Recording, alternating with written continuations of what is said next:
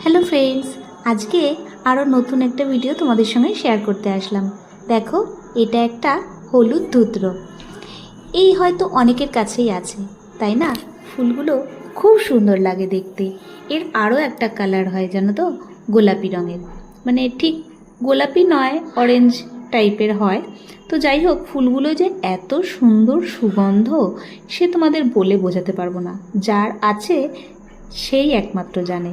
তো যাই হোক, ভিডিওটা তোমাদের সঙ্গে শেয়ার করতে আসলাম। দেখো আমার গাছে কত কুঁড়ি এসেছে, অনেকগুলো কুঁড়ি আছে। এই একটা, এই যে আগে একটা দেখালাম, এদিকে একটা। সব ফুলগুলো যখন ফুটবে গন্ধে কিন্তু ম ম করবে। এই গাছটা আমার দিদিভাই বেড়াতে গিয়ে সেখান থেকে একটা ডাল ভেঙে নিয়ে এসেছিল, কালিম্পং বেড়াতে গিয়ে। পাহাড়ের গায়ে কত নাম না জানা ফুল হয়, কত সুন্দর দেখতে তাদের, অথচ কেমন অযত্নে বেড়ে ওঠে, আমরা যত্ন করেও পাই না। তো একটা ডাল আনাতে এখন কিন্তু আমরা অনেকগুলোই গাছ করে ফেলেছি।